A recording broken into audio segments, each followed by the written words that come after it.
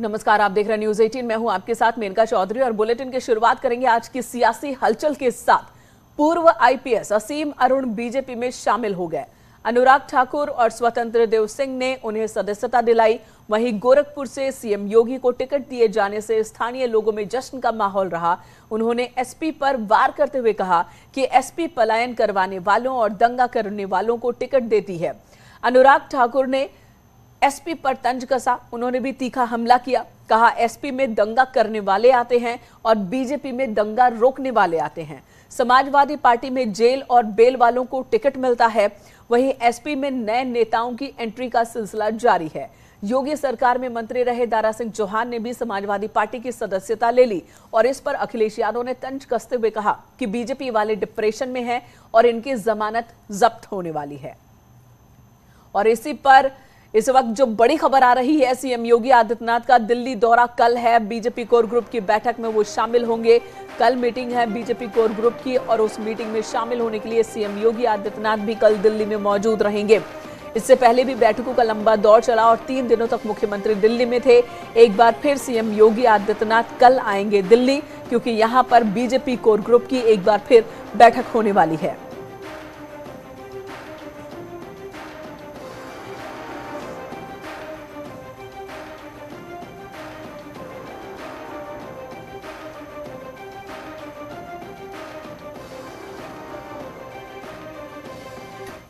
और यूपी में पहले चरण के चुनाव से ठीक पहले पूर्व आईपीएस और पूर्व एटीएस के आईजी रहे असीम अरुण बीजेपी में शामिल हो गए। बीजेपी प्रदेश अध्यक्ष स्वतंत्र देव सिंह की मौजूदगी में वो पार्टी में शामिल हुए और इस दौरान केंद्रीय मंत्री और पार्टी के नेता अनुराग ठाकुर भी मौजूद थे। इस मौके पर असीम अरुण ने कहा कि उन्हें जो मौका पार्टी की ओर से दिया गया है और जो जिम्मेदारी दी जाएगी वो जरूर काम करेंगे। साथ ही कहा कि पुलिस अधिकारियों के लिए बीजेपी की सरकार के दौरान सबसे ज्यादा स्वतंत्र माहौल रहा। किसी अधिकारी के पास कभी कोई सिफारिश वाली कॉल नहीं आई।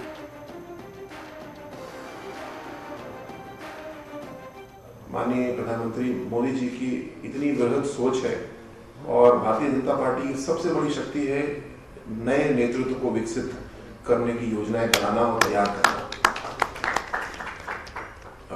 कई बार मैं इसको बोलता हूं कि भारतीय जनता पार्टी एक लीडरशिप डेवलपमेंट प्रोग्राम, एक नेतृत्व विकास कार्यक्रम की तरह है, जिसमें कि तरह तरह से नेतृत्व विकसित किया जाता है और मैं भी इसी योजना की एक कड़ी हूं।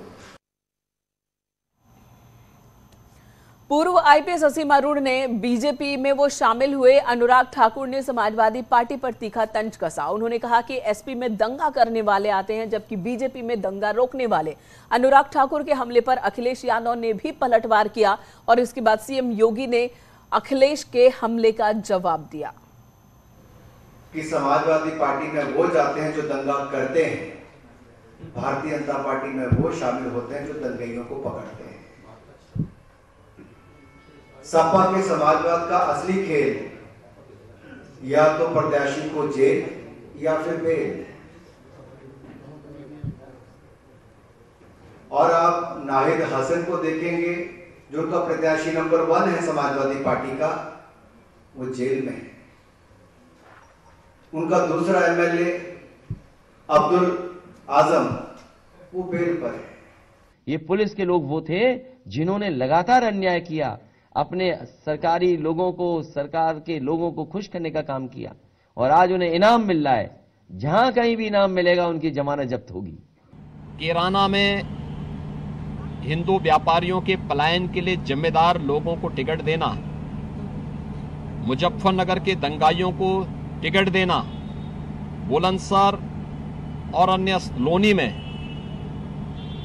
हिस्ट्री सीटर को, पेशेवर हिस्ट्री सीटर को और अपराधियों को टिकट देना, इस समाजवादी पार्टी और गठबंधन के चरित्र को उजागर कर देता है। बेल और जेल की बात हो रही और इसी बीच स्वामी प्रसाद मौर्य के बाद योगी कैबिनेट के पूर्व मंत्री दारा सिंह चौहान भी आज साइकिल पर सवार हो गए। उन्होंने समाजवादी पार्टी की सदस्यता ले ली है। इस मौके पर एसपी के अध्यक्ष अखिलेश यादव भी मौजूद थे। पूर्व मंत्री दारा सिंह चौहान ने सपा में शामिल होने के बाद कहा कि पिछड़े समाज के लोगों समेत पूरे प्रदेश की जनता अखिलेश यादव के साथ है।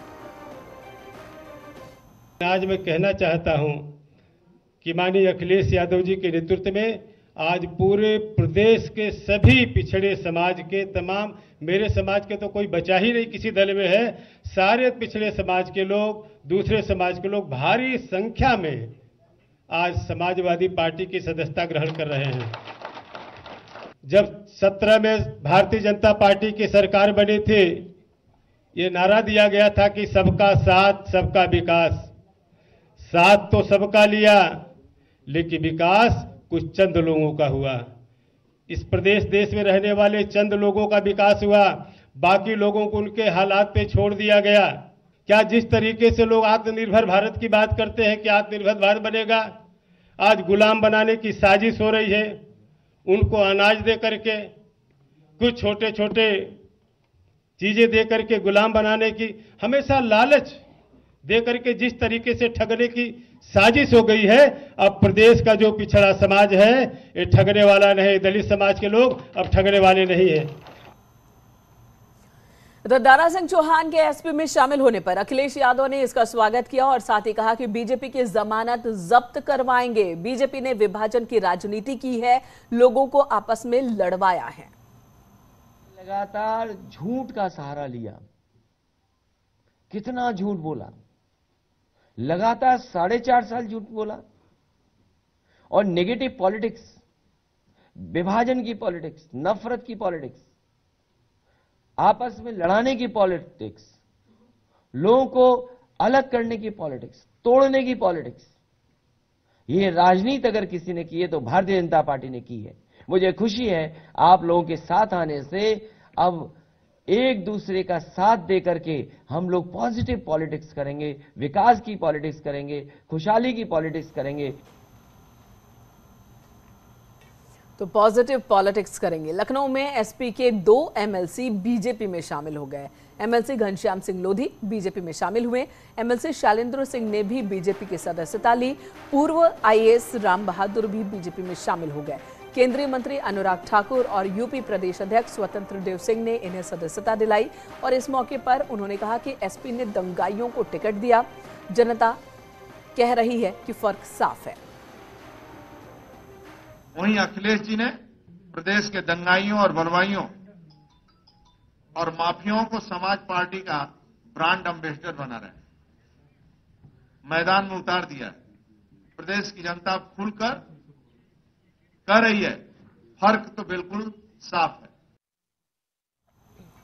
इधर आम आदमी पार्टी ने अपने 150 उम्मीदवारों की सूची जारी कर दी है और इस लिस्ट में जातिगत समीकरणों का ध्यान रखा गया। 55 उम्मीदवार पिछड़ा वर्ग से हैं। ब्राह्मणों को भी आम आदमी पार्टी ने बढ़ चढ़कर टिकट दिया है। आपके 36 ब्राह्मणों को आम आदमी पार्टी का टिकट मिला है। लिस्ट में 31 उम्मीदवार अनुसूचित जाति से हैं। 14 मुस्लिम प्रत्याशियों को मैदान में उतारा है। 6 कायस्थ और 7 उम्मीदवार व्यापारी वर्ग से आते हैं। आपने अपनी इस लिस्ट में पढ़े लिखे उम्मीदवारों का खासा ख्याल रखा है। एमबीए की शिक्षा प्राप्त कर चुके 8 उम्मीदवार हैं। पोस्ट ग्रेजुएट 38 उम्मीदवार हैं। डॉक्टर 4 उम्मीदवार हैं। पीएचडी 8 उम्मीदवार हैं। इंजीनियर 7 उम्मीदवार हैं।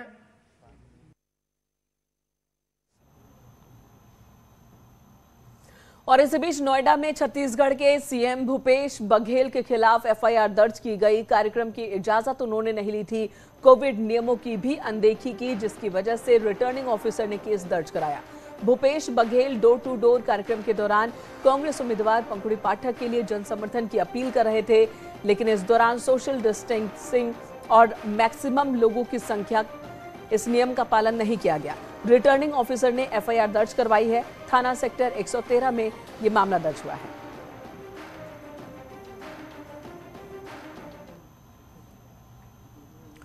जौनपुर में एसपी विधायक लकी यादव पर केस दर्ज हुआ है। आदर्श आचार संहिता के उल्लंघन पर विधायक पर मामला दर्ज हुआ। लकी यादव मल्हनी विधान से समाजवादी पार्टी के विधायक हैं। इस विधानसभा क्षेत्र से क्रिकेट टूर्नामेंट में भारी भीड़ थी और इस कार्यक्रम में वो शामिल हुए थे। बक्सा थाना में विधायक के खिलाफ मुकदमा दर्ज हुआ है।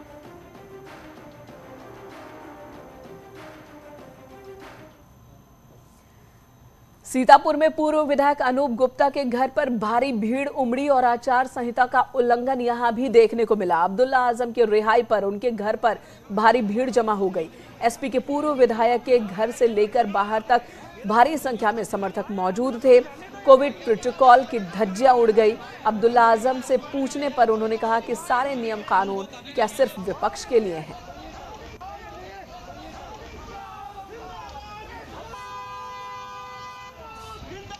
मेरे कहने से नहीं है, ये चुनाव आवाम बनाम सरकार होगा। लोग इतना परेशान हैं, उनके साथ इतना अन्याय हुआ है, इस कदर बेरोजगारी है, इस कदर महंगाई है, इस कदर लॉ एंड ऑर्डर की सिचुएशन ख़राब है।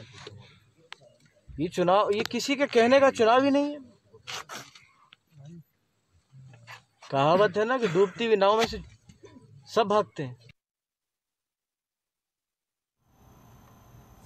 द न्यूज 18 के साथ खास बातचीत में शिवपाल यादव ने कहा कि उन्होंने अखिलेश यादव को ही अपना नेता मान लिया है और इसलिए समाजवादी पार्टी के सिंबल पर ही उनके उम्मीदवार चुनाव लड़ेंगे। साथ ही डिजिटल प्रचार के लिए उन्होंने कहा कि बीजेपी को ये पहले से पता था, इसलिए बीजेपी ने तैयारी कर रखी है। वहीं अपर्णा यादव को लेकर उन्होंने कहा कि उन्हें पहले पार्टी में काम करना चाहिए और उसके बाद कोई उम्मीद।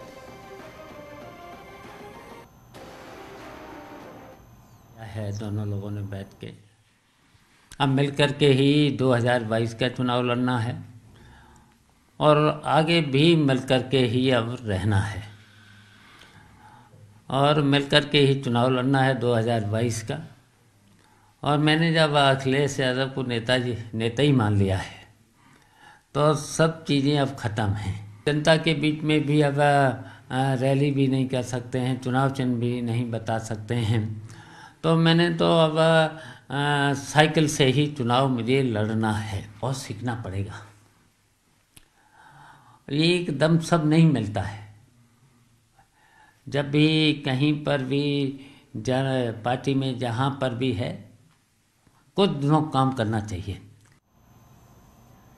इधर इमरान मसूद 2 दिन लखनऊ में रहने के बाद सहारनपुर लौट आए हैं। उनकी समाजवादी पार्टी के राष्ट्रीय अध्यक्ष अखिलेश यादव से किसी बात को लेकर बात बिगड़ गई है। इमरान मसूद बेहट से चुनाव लड़ना चाहते थे, लेकिन सूत्रों के मुताबिक बेहट सीट से समाजवादी पार्टी ने उमर अली को अपना उम्मीदवार बनाया। अब इमरान मसूद के समर्थक चाहते हैं कि वो या तो बीएसपी से चुनाव लड़े या फिर निर्दलीय। निर्णय पे ही हम सबका निर्णय रहेगा। जो भी वो निर्णय लेंगे उस निर्णय का इस्तकबाल करके पूरे तन मन धन के साथ नेताजी का साथ दिया जाएगा, जो भी वो फैसला लेंगे। तो कहीं ना कहीं अखिलेश यादव ने जिस प्रकार का व्यवहार इनके साथ किया है, क्या उचित है वो उन्होंने बहुत बड़ी गलती किया है और धोखा किया है, वो समझ नहीं पाए। और उनको ये जनता, सहारनपुर की जनता, पश्चिम उत्तर प्रदेश की जनता उनको ये जवाब देने का काम करेगी। कह सकते हैं कि अगर वो बीएसपी से चुनाव लड़ते हैं तो पश्चिम में यकीनी तौर पर इसका असर पड़ेगा और अखिलेश यादव जो है बिल्कुल पूरे तौर पर साफ हो जाएंगे। क्या मानना है, समाजवादी बिना इमरान मसूद के एक भी सीट नहीं निकाल सकती। समाजवादी का पहिया सहारनपुर में रुक गया है और सहारनपुर वो शख्सियत है जो निर्दलीय भी चुनाव जीत सकते हैं और जो नेताजी का निर्णय होगा हमारे सहारनपुर की जनता का वही निर्णय होगा। रुकेंगे एक ब्रेक के लिए, खबरें जारी हैं।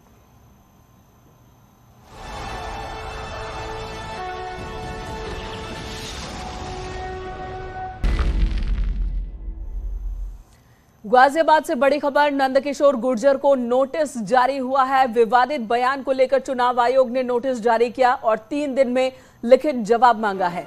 अली बजरंगबली को लेकर दिया था बयान। लोनी से विधायक हैं नंदकिशोर गुर्जर और उन्हें चुनाव आयोग की तरफ से नोटिस जारी हुआ है।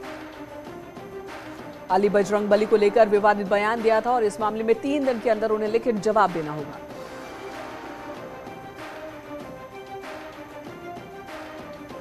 गाजियाबाद के लोनी से बीजेपी विधायक हैं नंदकिशोर गुर्जर, जिन्हें चुनाव आयोग ने नोटिस जारी किया है और 3 दिन का वक्त दिया है लिखित में जवाब देने का।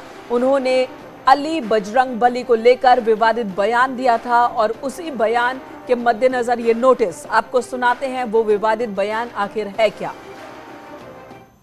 लौनी में ना अली, ना बाहुबली, लौनी में सिर्फ बजरंगबली। जय जय श्री राम।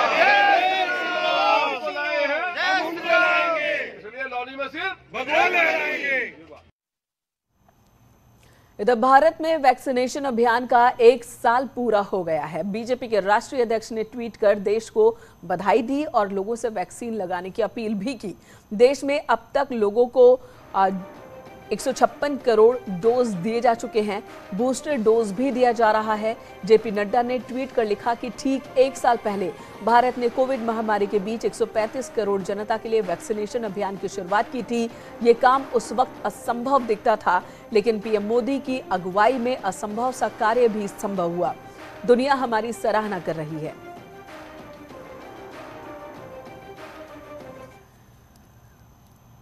पंद्रह जनवरी तक लोगों को 156 करोड़ डोज दिए गए। महिलाओं की बात की जाए 76 करोड़ डोज अब तक दिए जा चुके हैं। 18 साल से ज्यादा उम्र के 70% लोगों को दोनों डोज लगाई जा चुकी है। 18 साल से ज्यादा उम्र के 65 करोड़ लोग हैं जिन्हें दोनों डोज अब तक दी जा चुकी है। ग्रामीण इलाकों में 99 करोड़ से ज्यादा डोज अब तक दिए गए हैं। करीब 4 लाख किन्नरों को भी वैक्सीन दी गई। 15 से 17 साल तक के बीच के बच्चों को 3 करोड़ से ज्यादा बच्चों को टीका लगा है। जिनके पास पहचान पत्र नहीं था, ऐसे 67 लाख लोगों को टीका लगाया गया। जेल में बंद कैदियों को 6 लाख से ज्यादा डोज दी गई। यूपी में 22.59 करोड़ से ज्यादा डोज दी गई है। यूपी में 13.63 करोड़ से ज्यादा लोगों को पहला डोज दिया गया है।